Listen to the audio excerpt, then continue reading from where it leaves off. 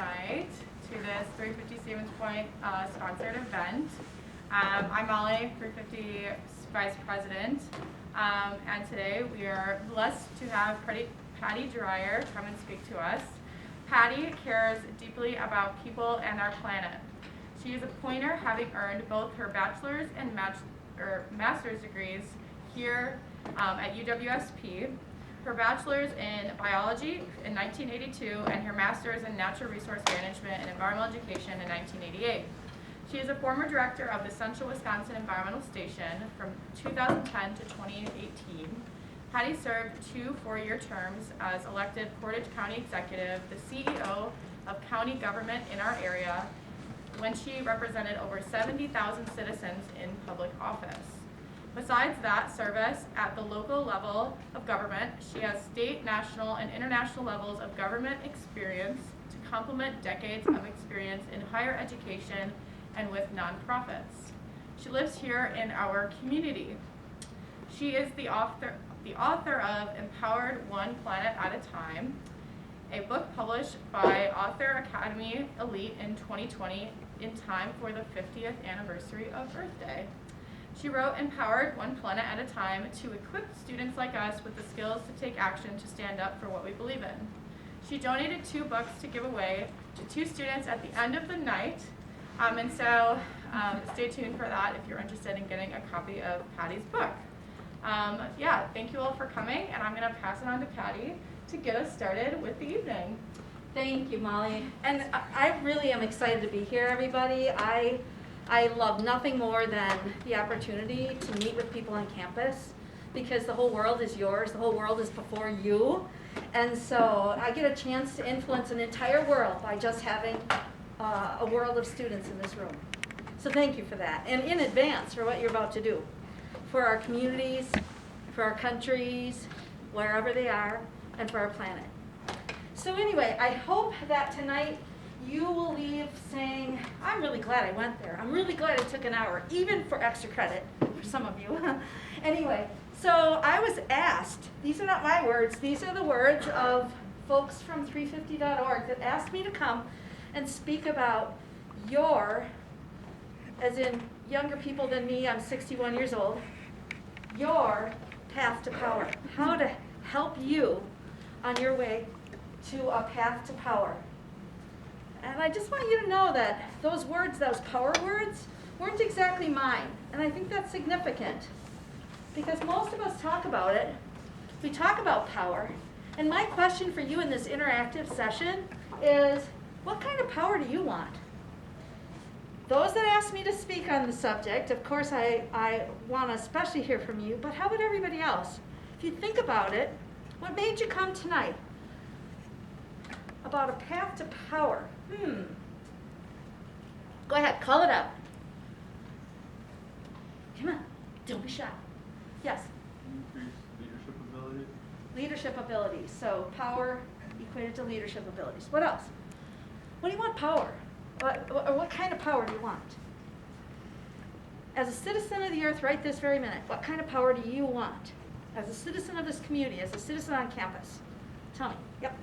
A way to communicate important environmental ideas to people who maybe aren't as open about them. So a way to communicate about important environmental ideas to others who maybe aren't as aware or with it on those subjects.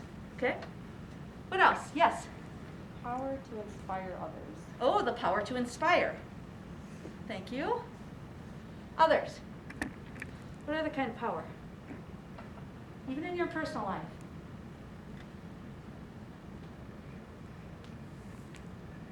Power to influence others. Power to influence others. Oh, that's a big one. All right. Well, then it leads to the question, why? You know, some of these things, if we talk about different kinds of power, some people have motives that aren't true to the heart in an altruistic kind of way. Some people have ulterior motives, manipulatory kinds of motives, controlling motives. Other people have this goodness in their hearts. They want to do this for good reasons. And I mean good in a very generic way. that it improves the condition. It improves the condition for yourself or for others, for your planet, for other species, for other living things, for good reason. And I'd like to go with that kind of approach here tonight. The approach isn't about doing poorly with our leadership or our power. It's about doing good things with it. Please, just from the beginning here tonight, I want to come out of the gate on that one. So it's no surprise by the words influencing others, inspiring others, teaching others, and so on, inspiring others, that it starts with us.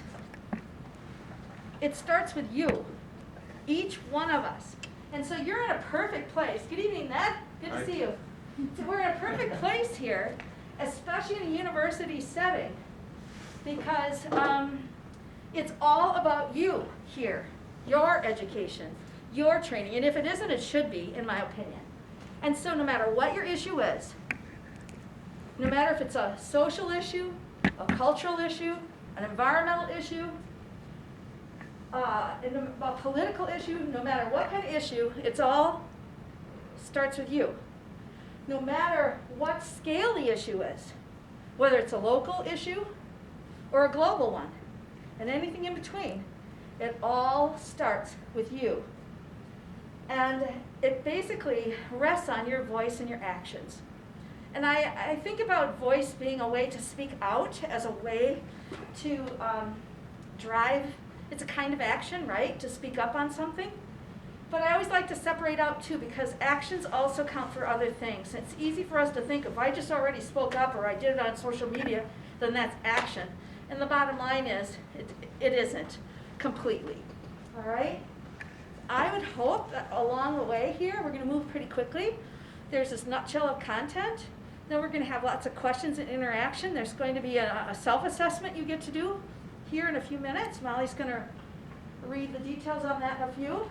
I know the mask thing is kind of hard, but please don't be afraid to shout out a question or comment along the way. And I mean that. Catch my attention and we'll go ahead and make everybody part of this.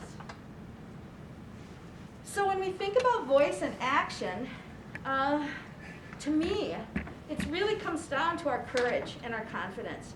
If I don't have courage to even speak my mind, if I don't have courage or confidence to even say that I'm sure about what I think, then I may not take any actions or say anything at all, and then the rest just keeps on going the way someone else wanted it to go.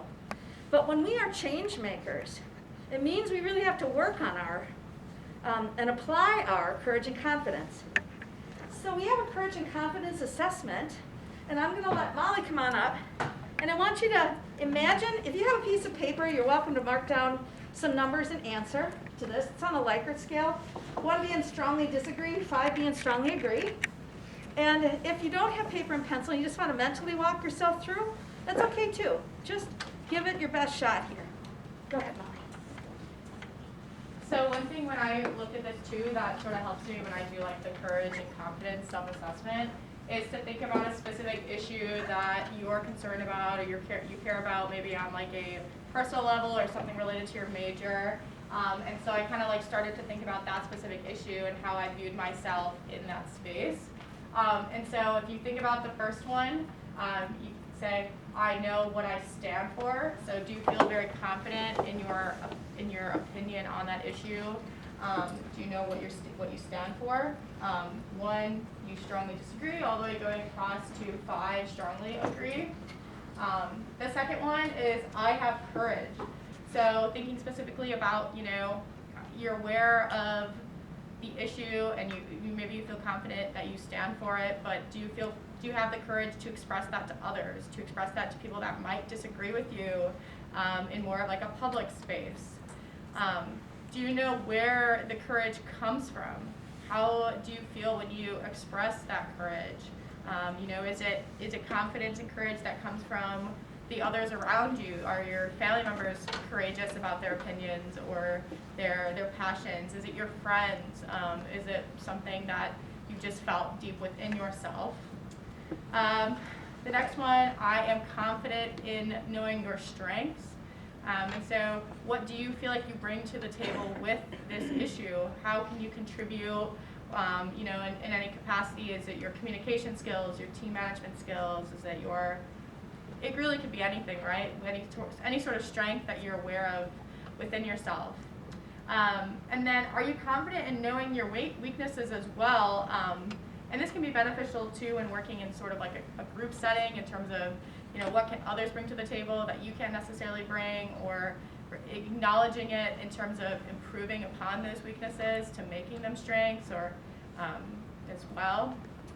And then the next one is, I know how to restore my confidence when it is shaken. So there are definitely going to be people that disagree with you and push back on your perspective within an issue. And so how do you stand and be resilient and be confident in your opinion, your knowledge that you face, right? Especially being a college student, I think there's a lot of pushback in terms of like the education you've been given, or the fact that you're naive or don't know what you're talking about, right? And so how do you respond to that and say, no, I actually have taken the time to study this, and this is my passion, and I know what I'm talking about. And then I am capable of being an agent for change. And so do you see yourself as someone that can make a difference? Do you see yourself as someone who just, you know, doesn't have the, you're like, oh, I can't do anything, I'm nothing, you know, are you talking down on yourself? Or do you see yourself as someone that can walk into a space and take charge, or not even necessarily take charge, but serve as a piece of the puzzle for solving a problem? And then I am empowered to take on any challenge I set my mind to accepting. And I like this part of saying, accept my mind of accepting, because as Patty has said already, it comes down to yourself. And if you are not able to accept that within yourself, you're not going to be able to express it to others outwardly. And so, yeah, this is the seven. Thank you. Yeah. So, think about it. How'd you answer? I'm not asking you to say it out loud, but you know what you stand for. You have courage. You know where your courage comes from? How about those strengths and weaknesses? How about how to restore your confidence when you're shaken, when it's shaken? Being capable, seeing yourself as capable of being an agent for change, and being empowered to do whatever it is you set your mind to. All right. One of the things that I found is that over my lifetime, and even sometimes over short periods of time, I might grade myself more in the 3, 4, sometimes it's all the way to the 5, like no reckoning with this, right? This is Patty the powerhouse for that minute, right? But on other days, I might feel a little weaker on that. And it's okay, all of this is okay, but understanding where you came from and about your life story and what you stand on is really part of the process. So when you're at the university here, you're enhancing your life story. When you're in the community, you're enhancing your life story with what you do on a daily basis. Wherever you are, you have this opportunity. You have the same 24 hours that I've got and that your neighbor has.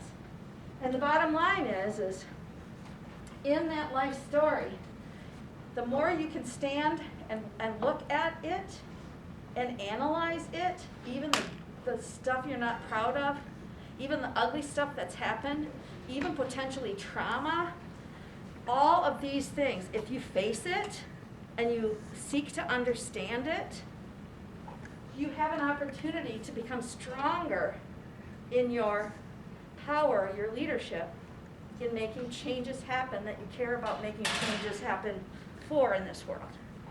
So understanding your values comes when you really hold up that mirror and when you inspire others to act through those stories. It's a key. So especially hard times give us a chance to tell a story, a vulnerable story, an authentic story to other people, or to elected leaders who are trying to shape a policy on, or to this community group over here, or this fellow group of students, or whatever. The bottom line is when we open ourselves up a little bit, we have the opportunity then to share these direct experiences that can help inspire others. to take action. Back to the inspiration point that you brought up as a kind of power that some seek. I call them pivot points of courage. The more you delve into who you are and what makes you the person you are today, the more you will have these pivot points of strength, uncommon strength and power, because you have compelling stories that you can share. I'll give you an example in my own life. My mom was disabled since I was in middle school. Okay, so like she couldn't dress herself, and she was going to work. So before I got on the school bus as a 7th grader and 8th grader, I helped my mom get dressed. I was one of 4 girls in her family, so that was kind of a lucky thing for mom.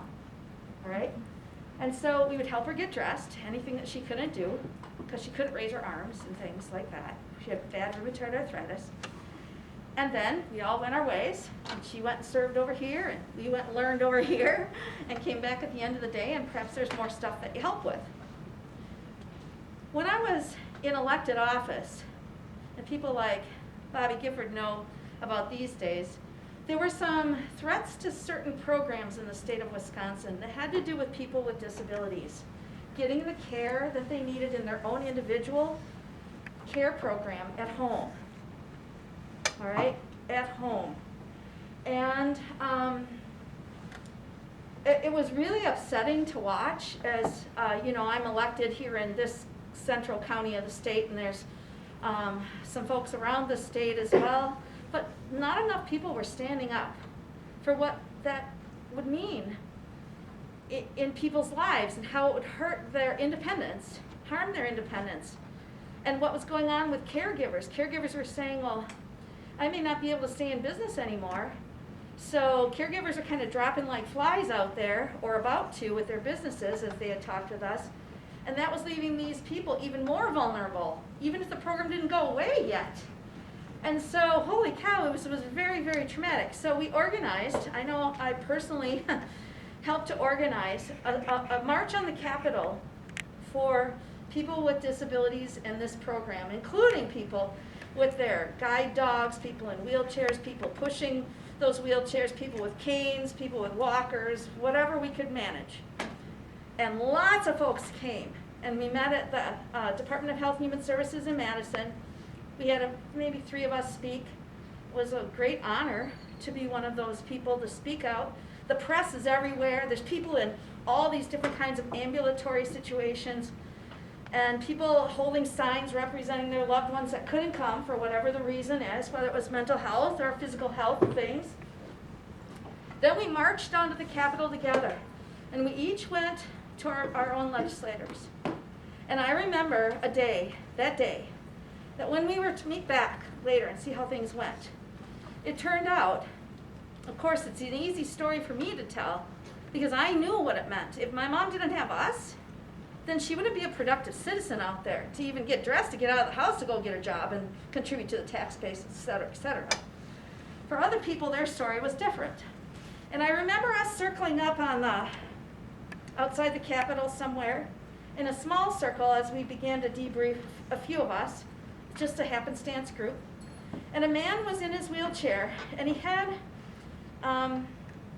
he said, my legislator didn't listen to what I had to say. Not at all. Turned out that this guy was in his wheelchair. He could only operate the little switch to move his chair forward or backward or turn it. He had one of those, it looked like a golf tee that was a talking box, so he could lick the ball and form sounds out of a talking box. And so he's talking through this mechanical device, because he couldn't move his entire torso, except for this little bit on this switch to move his chair. And he said, I wasted my time. This is just a lost cause. My legislator didn't listen to what I had to say.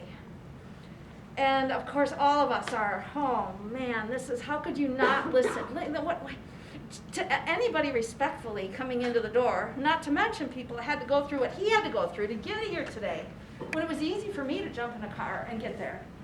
but not so easy for him. He had to coordinate transportation, he had to do all of that, get people to dress him, and so on. Well, it turned out, and this story is in the book, it turned out that while we couldn't turn that legislator's story around, we ended up turning the tide and saving that program as a whole. Because that legislator was just one person with that hardened heart and lack of listening to what had happened there. But see, that's where it's all at. This man had a story. He had uncommon strength and power. He had a pivot point for courage that no one else could even begin to touch. These are the strong platforms for action that can change the world. It's easy to think that there's like, you're just, oh, it's just me and my little world here. I can't possibly. Yes, you can. And that's what I'm here for tonight. The bottom line is, yes, you can, by beginning, by starting with you, by determining what your strengths and your platforms for action and your courage is all about, choosing carefully, and starting somewhere. It doesn't have to take on a whole world at once. It can take on your world. Maybe one thing that makes a big difference. Maybe it's about your own safety. It can be about any number of things. Just don't let the world pass you by, having it be what everybody else always wanted all along the way, because it's your world too. So when you are here on campus as a fellow pointer, I am so excited to be a pointer on so many days of the year, I tell you. You are expanding your horizons. And what this means is you are also building all of those flexibilities, all of those potential pathways to power that will make you be all you can be, that will help you develop to your fullest potential and elevate that path to power. Because it really is, just like you said here at the beginning, it's about leadership. If you're already a leader, as many of you are, I am positive, or you wouldn't have showed up tonight. If you are already a leader, everything you do to develop yourself to the next highest level of leadership is elevating your path to power. When I was in the county executive office, one of the things, this reminds me, Molly, what we were talking about at the beginning. Yes. Okay, so we always talk about when people get to their higher leadership level, they have to now, some people think, well, then that just gives them the chance to take action. And how did you say it again, Molly? Do you remember that it was about, oh great, I have even more people to coordinate with, right? It's like, it's not like I'm not doing enough, and now load that on, right? The way I see it is to tip that upside down. I used to draw this chart in the county executive office. So an upside down triangle, and on the bottom, instead of the top being the boss of 600 and some employees, through 30 different, pathways, a whole bunch of pathways, and a whole bunch of directors, instead of seeing myself at the top, and then comes those directors, and then comes all of their, and then blah, blah, blah, I tip it upside down, and I just look at it this way. So you're lifting all of those. You're not on the top enjoying the view. You're turning it upside down, and you're lifting it.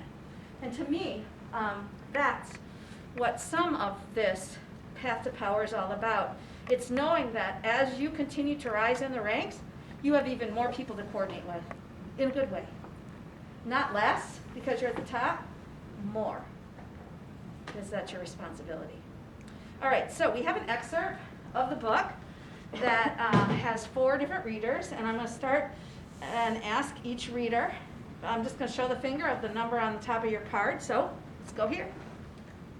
Our earth desperately needs people like us who proudly and confidently stand up and shine in our moment as leaders who say enough is enough. When it is time to say that, and let's figure this thing out together when it makes sense to start organizing for change. Our planet needs the voices of empowered people, a mass movement of them like us, to forge a new way forward. Our times call for young adults like us, who are our leaders of the future, to bravely step up now and take back their destiny on this earth. We are headed in directions on this planet which are exceptionally concerning, and it will take the actions of multitudes who vote, who speak out, who form coalitions, who bridge divides, and who ultimately help us conquer the social, political, cultural, and environmental challenges facing us.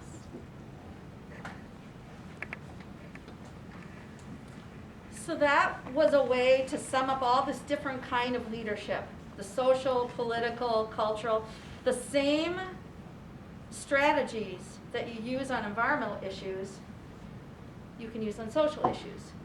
Okay, so we're going to talk more about that in a minute. But this is another question that I was asked to address tonight. How can we improve the reputation of the environmental movement? And I found that puzzling and interesting all at once. What do you believe are the reputation issues of the environmental movement? Just toss out ideas. Even if you may not personally believe that, it's okay. Just what are some of the ideas, how people criticize the environmental movement? Yes? Some people might blow it off, it's just a bunch of tree huggers. Okay. Okay. Tree hugger, kind of blowing it off, or tree hugger-ness, making a board.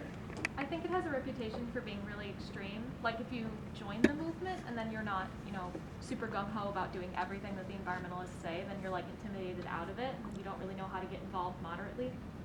All right, so to sum up so everybody can hear, that some may say it's kind of an extreme movement, that there isn't a way to be middle ground. You either are all the way in or you're not in. What else? Go ahead, way over here, and then we'll come over to this start. There's a lot of white people kind of leading a movement that white people kind of cause. So please help me here, I didn't hear all of it. It's like a white people Oh. movement. Okay, like a white person's movement, right? Okay, then I saw a hand up over here. Companies and billionaire people or people of the upper class do consumption, which are creating a problem. So when they try to fix it, it's kind of a oxymoron because they're like they created it, but then they're also going to help it. Okay, so the whole wealthy individuals that may be taking the hit in what some people think as the cause, then now trying to solve it, and then they get kind of slammed on that side too. So alienating them inevitably. Yes? Somewhat hypocritical of some of the ambassadors for it, doing certain things when like leadership's doing the right things and having people follow suit. I think that's part of like so to speak, the environmental movement. Okay, so the hypocriticalness, I'm making up another word. I always just try to wake up at least one word every time I speak to a group. Anyway, yes, go ahead, Bobby. Yeah, I think I've completely shifted my narrative about climate change. A lot of people think of this movement, it's like a hippy-dippy thing, and people saying, climate change is killing the planet, and they're trying to guilt trip the American consumer into feeling bad about it, right? I've switched to, I have an idea for a banner. Climate change is wrecking your economy. How are you going to survive? Did everybody Because hear there is that? so much Did everybody hear? damage, right? Okay, so the economic connection and the guilt trips around it. Yes? People might find it difficult, like there's a lot of different branches of it, things that it covers that they're expected to do. So it's complex. Okay, so I did some thinking. I'm going to just stop right now. I know there's all sorts of other interesting ideas, but I think that's part of the solution is to think about how other people are seeing this, right? Okay, so boy, I was like, wow, I didn't really think about the environmental movement, and that's more than one movement anyway, but anyway, having a reputation issue. And then I gave some thought, and here's what I came up with. So this is part of the art from the book. This is art from Dr. Dan Civic, who's a former professor here at the university, and this is pastel. But it's the ripple effects, right? So one of the laws of ecology is everything is related to everything else. All right? So for me, my answer to improving the reputation of the environmental movement is to make this movement about you and your future. Because you can speak personally about that, whether it's economy, whether it's the hypocriticalness, whether it's the complexities and you got to break it down, whether it's different people that are being blamed when really each one of us plays a part. I don't know, however you want to take that. But the bottom line is this is your macro environment. This is your own health and future. You're the ones that are going to be left struggling through it, cleaning up one disaster after another, dealing with the economic collapses that can happen, dealing with what happens when your biodiversity is lost so that it starts to make your web of life become even more skewed and not as strong and resilient as it is today. And so it's your future. And when you claim your future and you make this about you, now you can stand up in any way, shape, or form, wherever you are, and claim it, call it, tell it, help shape it, seek answers for it, because it's about your future. I think sometimes people are thinking all about take it to the streets. And I know there's pros and cons to all of this, just like, you know, we could put the list together. But it's really all comes down to us and our actions on a local issue, on a global issue. And your future is what counts here. And the future of those that you will share your life with, whether they're your own family someday, or whether it's your siblings, or whomever, okay? So there's where individual stories can come from that help to shape things instead of this bigger, this sort of like, the shaming thing that we often see about how it's all made ugly instead of made solution oriented with some of the dialogue out there. I'm just trying to skirt around the edge a little bit on it, but I think you get what I mean, yeah? I see some heads up. Another question I was asked to answer. How can we get more engaged civically? Well, as a person who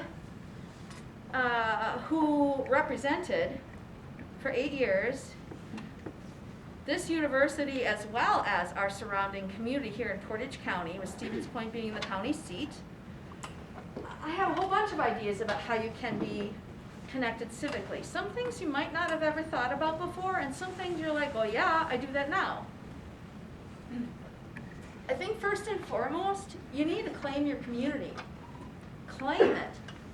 It's easy as a student to be out there and think, well, as soon as I get to my regular job out there someday, after school, my permanent job, my permanent community, then I'm going to finally get connected. But look at what's lost along the way. Look what you haven't gained along the way, even if it hasn't been lost. Like those experiences, like that life story, like the opportunity to learn, like the opportunity to shape stuff without waiting for 10 years to shape what needs to be shaped. Because you have ideas and you're brilliant on that stuff. So claim it. Don't wait to claim it till later. Claim it now. Now, some elected officials, in my experience, there are some elected officials in, say, our local community at our county board level, I will just come out and say it, that, I'm just going to say it in a kind of a slang way, that want to diss the idea if it came from a student or a student group. Bobby's on the county board. He knows. He can tell you this. All right? But you have an equal right to all of it right now. And I know I couldn't wait to hear what students had to say. All right? So that means if that kind of stuff is going on, you need to be probably even more present in their lives. just because. All right? So, you want to get involved. Now, I know, okay, full loads. I get it. I did it too. 18, 19 credits. I did it. However, you only go around once. All right?